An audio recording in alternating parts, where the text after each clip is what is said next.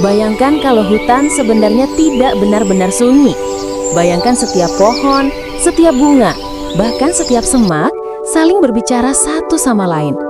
Mungkin terdengar aneh, tapi penelitian modern membuktikan tumbuhan punya cara berkomunikasi, meski tanpa suara, tanpa mulut, dan tanpa telinga. Selama berabad-abad, manusia menganggap tumbuhan hanyalah makhluk pasif. Mereka tumbuh, berfotosintesis, lalu mati. Tidak ada perilaku kompleks seperti hewan. Tapi kini, kita tahu tumbuhan ternyata punya sistem komunikasi yang canggih. Mereka bisa mengirim peringatan, berbagi makanan, bahkan membantu satu sama lain bertahan hidup. Salah satu cara tumbuhan berbicara adalah lewat zat kimia yang dilepaskan ke udara. Contohnya, ketika sebatang pohon akasia digerogoti belalang, pohon itu langsung memproduksi zat beracun pada daunnya. Tidak hanya itu, ia juga mengirimkan sinyal kimia ke udara. Pohon-pohon akasia lain di sekitarnya menangkap sinyal itu, lalu bersiap lebih dulu dengan memperkuat racun dalam daunnya, bahkan sebelum diserang. Seolah-olah pohon pertama berkata, "Hei, hati-hati, musuh datang." Namun yang lebih menakjubkan adalah sistem komunikasi bawah tanah lewat apa yang disebut ilmuwan sebagai Wood Wide Web. Di bawah tanah, akar-akar pohon saling terhubung dengan jaringan jamur mikroskopis bernama mycorrhiza. Jamur ini bertindak seperti kabel internet alami. Melalui jaringan itu, pohon bisa bertukar informasi dan nutrisi. Pohon tua yang besar misalnya, sering mengirimkan gula dan air ke pohon muda yang masih kecil agar bisa bertahan hidup. Ada juga penelitian yang menunjukkan jika satu pohon sakit, ia bisa mengirimkan sinyal lewat jaringan jamur agar pohon lain meningkatkan pertahanan mereka. Fenomena ini membuat para ilmuwan menyebut hutan sebagai masyarakat pohon yang saling terhubung, bukan sekedar kumpulan batang kayu.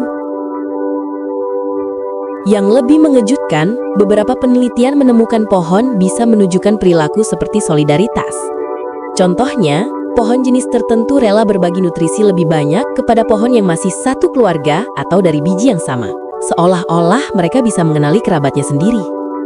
Bahkan, ada kasus pohon yang hampir mati mengirimkan sisa cadangan energinya kepada pohon tetangga sebelum benar-benar layu, mirip warisan terakhir. Temuan ini mengubah cara kita melihat tumbuhan. Ternyata mereka tidak hanya hidup sendirian, tapi membangun ekosistem sosial yang rumit. Hutan bukan lagi sekadar tempat penuh pepohonan, melainkan organisme raksasa yang saling terhubung. Bayangkan, jika manusia bisa mempelajari dan memahami bahasa tumbuhan ini, mungkin suatu hari kita bisa berkomunikasi dengan alam secara langsung atau bahkan memanfaatkannya untuk pertanian berkelanjutan, menjaga hutan, hingga mengatasi perubahan iklim. Jadi, lain kali saat kamu berjalan di hutan, jangan anggap tempat itu benar-benar sunyi. Karena bisa jadi, di balik ketenangan itu, jutaan percakapan sedang terjadi antara akar, daun, dan jamur. Dalam bahasa yang masih berusaha kita pahami. Sekarang coba kamu pikirkan, selama ini kita mungkin merasa manusia adalah satu-satunya makhluk yang benar-benar bisa berkomunikasi. Tapi ternyata di sekeliling kita, pohon-pohon, bunga dan rerumputan sedang saling berbicara dengan caranya sendiri. Pertanyaannya, kalau tumbuhan bisa saling mengingatkan, berbagi, bahkan saling melindungi, apakah kita manusia sudah melakukan hal yang sama satu sama lain? Mungkin di balik bisu dan diamnya tumbuhan, justru sedang memberi kita pelajaran paling berharga tentang kerjasama, tentang berbagi, dan tentang menjaga kehidupan. Jadi, setelah menonton ini, coba lihat lagi pohon atau tanaman di sekitar rumahmu.